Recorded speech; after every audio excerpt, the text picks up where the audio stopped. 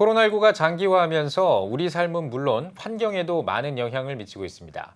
이를 계기로 하나님이 창조하신 자연 환경에 대한 관심도 높아지고 있는데요. 오늘 뉴스 더보기 시간에는 코로나 시대 다시 살리는 환경 목회를 주제로 김포 아름다운 교회 전규택 목사와 함께 이야기 나누겠습니다.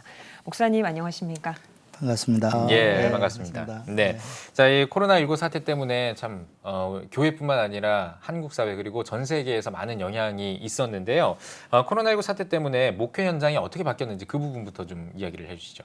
올해 1월 20일을 기억해야만 합니다. 네. 우리나라에서 코로나 환자가 처음 발생한 날인데요. 예. 그때 이후로 확진이 되고 또한 전파되어서 오늘까지 이르렀는데요. 네. 교회가 비대면 예배를 드리면서 아무런 모임도 하지 못하고 한 번도 경험하지 못한 이런 상태에서 지금 무대책으로 그냥 서 있는 상태에 있습니다. 예. 네. 그런데 이런 이야기도 나옵니다. 코로나가 인간에게는 고난과 또 고통의 시간이지만 자연에게는 회복을 가져다주는 긍정적인 영향도 좀 있다. 이런 이야기죠. 코로나의 역설이라고 하는데요. 코로나로 인해서 어떤 환경 회복들이 있는지도 궁금하거든요. 인간이 멈추자 회복되는 자연 환경이라는 타이틀을 우리가 봤을 것입니다. 예. 우리 믿는 사람들은 안식년 같은데 참 주목해야만 됩니다. 이러한 노력이 사실 지구 개발을 잠시 멈출 수 있는 것이기 때문입니다. 이러한 노력을 계속해 나가야만 합니다. 그런데 이러한 회복 사례가 단계적인 통계 수치를 높이는 것이지 본질적인 회복은 아닙니다. 왜냐하면 인간은 지구를 개발하면서 착취할 것이 분명할 것이기 때문입니다. 더불어 살아가는 상생이 환경 회복에는 중요한데 인간은 상생할 줄 모릅니다. 더 챙기려고 하고 더 움켜쥐려고 하기 때문입니다. 코로나의 역설은 단기적으로는 우리에게 회복을 줄 뿐 생태계 회복과는 무관한 것임을 우리가 알아야만 합니다. 네, 알겠습니다. 자, 뭐 요즘 또 지구 온난화, 뭐 환경 기후 변화, 뭐 이런 것들 이야기들이 좀 많은데요. 환경 지금 오염이라든지 환경 기후 변화의 이런 문제들의 심각성, 우리들은 좀 잘 느끼지 못하고 있는데 목사님 보시기에 이게 얼마나 심각한 건지 저희에게 소개를 어떻게 좀 해주시겠습니까? 먼저 코로나 위기가 왜 왔는지를 한번 생각해 보아야만 합니다. 네. 네. 근대 이후로 인류 문명이 지구 생태계에 가해온 잘못과 폐해가 축적되면서 드러난 현상이 코로나 현상이라고 생각하면 됩니다. 예. 인간은 생태계 교란을 아무 생각 없이 그냥 감행하고 있었던 거지요. 그래서 이 코로나는요, 박쥐의 잘못도 천상갑의 잘못도 사실 중국의 잘못도 아닙니다. 예. 우리 모두의 잘못이라고 봅니다. 단 한 가지 전제가 있습니다. 요즘에 언급되고 있는데 만약 중국 우한에서 이 코로나 바이러스가 나왔다면 그건 중국이 책임져야 될 부분이지만 나머지는 우리들이 가해자임을 알아야만 된다는 것입니다. 네. 예. 코로나가 언제쯤 끝나게 될지가 불투명한 상황에서 포스트 코로나 시대 환경을 다시 살리기 위해서 그러면 교회는 어떤 역할을 해야 한다고 보시나요, 목사님? 지구 온난화라는 것이 지구 표면의 평균 기온이 상승하는 것 아닙니까? 예. 그런데 우리가 코로나를 인해서 자연을 회복한다 이런 말들을 방금 우리가 했었는데요. 사실 우리 코로나 회복을 위해서 우리가 끼고 다니는 마스크 그리고 방호복 그리고 일회용품들 또한 배달 음식들 이것들이 자연을 심각하게 훼손하는 더 큰 원인이 될 수 있다는 점을 알아야만 됩니다. 그래서 교회가 어떻게 해야 될 것인가 이 점은 우리가 좀 회의적일지 모르겠지만 사실 저는 이런 말씀을 드리고 싶습니다. 어떻게 보면 지구 스스로의 환경 회복 기능은 임계점을 넘었다. 그리고 지구 스스로 환경 회복도 불가능하다라고 생각을 할 수가 있습니다. 그래서 교회가 어떤 일을 해야 되느냐 그것보다 더 중요한 것은 이런 회의적인 상태 가운데서 우리에게 신앙이 있다는 것 이것이 회복의 단초라고 저는 생각을 합니다. 예, 불가능의 상태, 절망의 상태라고 할지라도 우리 신앙인 교회 공동체가 긍정적인 회복을 통해서 이 코로나 사태를 함께 대응해 나가야 되겠다. 예. 이런 생각이 없으면 이건 한 교회가 한 집단이 해결할 수 있는 문제는 아니라고 생각합니다. 예. 아마 제2, 제3의 코로나가 계속해서 우리에게 올 것이기 때문입니다. 네, 알겠습니다. 네. 뭐 환경 목회에 관해서는 가장 이 선두에 계신 목사님 그리고 아름다운 교회라고 해도 과언이 아닐 텐데요. 이 환경 목회를 하게 되신 계기 그리고 지금은 어떤 상태인지 현황까지도 좀 짚어주시죠. 예. 그 말씀을 또 드리기 전에 이 포스트 코로나 시대에 가장 중요한 것 한 가지를 좀 짚어야 될 것 네. 같습니다. 뭐냐? 한국 교회가 살아남는 것이라고 생각을 합니다. 왜냐하면 이게 교회가 생존하지 못하면 어떤 영향력도 행사할 수 없으니까 말입니다. 지금부터 교회는요, 생존을 위해서 하나하나 준비해야만 합니다. 어떻게 할 것인가? 큰 교회들은 지금 비대면 시대에 공간이 비지 않습니까? 그런 공간을 어떻게 활용할 것인가?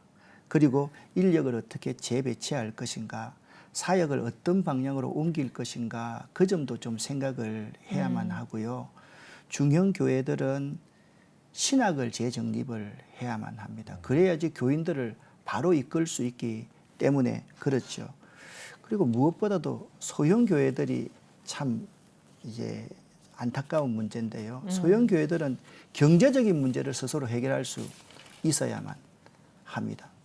그 경제적인 문제를 스스로 해결하면서 이제 환경 목회를 어떻게 할 것인가. 그래서 저는 이제 환경 목회에 경제적인 문제까지 다 포함시켜서 어떻게 살아나갈 것인가, 어떻게 생존해 나갈 것인가. 이게 지금 코로나를 맞이하고 나니까 교회가 없어질 위기인데 환경 목회는 우리가 더불어 살아갈 수 있는 방향으로 나아가지 않으면 안 된다라는 생각을 하고 있습니다. 네. 예.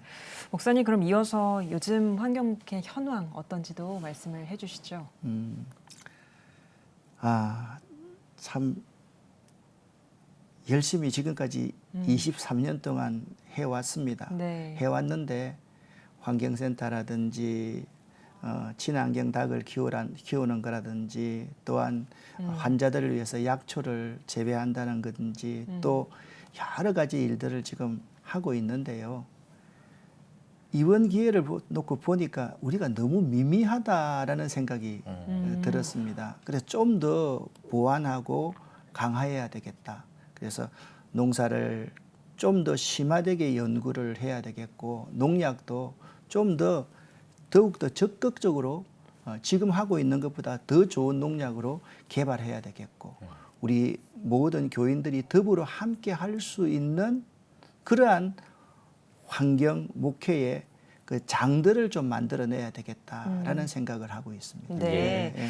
그러면 이러한 환경 목회에 대해서 아름다운 교회 성도님들이라든지 아니면 지역 주민들의 반응은 어떤지 이것도 궁금하거든요. 교회와 교인들의 반응은 좋지요.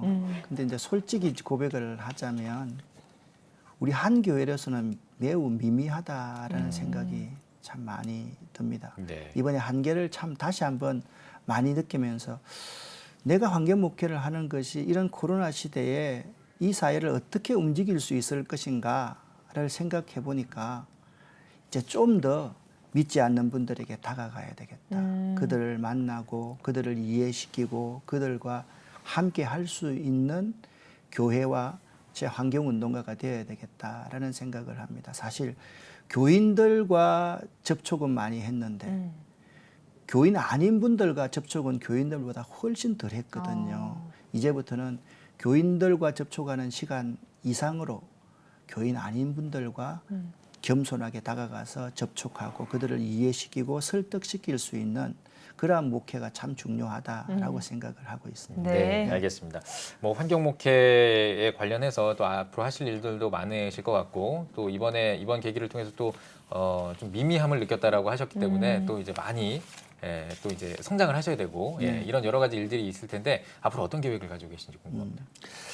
이번 코로나로 인해서 한 가지 큰 수확을 얻었던 게 있습니다. 네. 모든 사람들이 환경의 중요성에 대해서 인식하게 되었다라는 것입니다. 그래서 이 깨닫게 된 것이 새로운 꿈과 더 큰 비전을 갖게 해주었다라고 생각을 합니다. 그래서 어떻게 할 것이냐? 저는 교회를 하나 더 만들려고 생각을 합니다. 목사님, 뭐 또 교회가 많은데 어떤 교회입니까? 똑똑한 유튜브 교회를 만들어서 믿지 않는 사람, 교회를 떠난 사람, 교회에서 비난한 사람들에게 다가가서 그들을 이해시키고 설득시키고 이렇게 환경 목회가 왜 이렇게 중요한 건가에 대한 접촉점을 좀 만들어 가야 되겠다라는 생각을 제가 하고 있고요. 예. 네. 또 이제 요 근래에 저는 통일이 빨리 올 거라고 생각합니다. 갑자기 뭐 뜬금없이 무슨 통일입니까? 세계에서 유기농업이 가장 발달되어 있는 곳이 쿠바입니다. 왜 쿠바가 유기농업이 발달되어 있냐? 미소 냉전 시대에 소련이 쿠바에다가 미사일 기지를 설치합니다. 그때 미국이 봉쇄해 버릴 때 이 쿠바는 유기농업을 선택했습니다. 그래서 자족할 수 있도록 그렇게 만들었습니다. 저는 코로나 시대 이후에 사람의 생존이 문제인데 북한 땅에 있는 우리 동포들과 통일이 된다라고 하면 이 유기농업 이것이 북한을 살릴 수 있는 굉장히 중요한 하나의 단초가 될 거라고 생각하고 지금 그러한 것들을 지금까지 연구해온 것을 통하여서 준비하고 있습니다. 예. 네. 목사님 마지막으로 한국교회 성도님들께 한 말씀 해주시고 대담 마무리하겠습니다. 서기 166년경에 로마에 역병이 돌았습니다. 기록을 보니까 천년도나 홍역인 것으로 그렇게 추정을 하는데요. 15년간 이 전염병이 계속 창궐합니다. 엄청난 사람이 죽습니다. 그리고 이 시신들이나 아픈 사람들을 어디 둘 데가 없어가지고 이들을 길에 버렸습니다. 이때 버려진 그 환자들에게 음식을 먹이고 그들을 돌봐줬던 사람들이 그리스도인이었습니다. 그때 이후로 기독교가 아주 팽창하게 된 시기가 있습니다. 우리가 이 시기에 그러한 정신을 좀 회복해야 된다라고 생각합니다. 숨지 말고 피하지만 말고 적극적으로 대처하고 앞으로 나아갈 수 있는 우리들이 될 수 있으면 참 좋겠다라는 생각을 합니다. 네, 알겠습니다. 네, 오늘 뉴스 보기 시간에는 김포 아름다운 교회 전규택 목사와 함께 이야기 나눠봤습니다. 목사님 나와주셔서 고맙습니다. 고맙습니다. 감사합니다.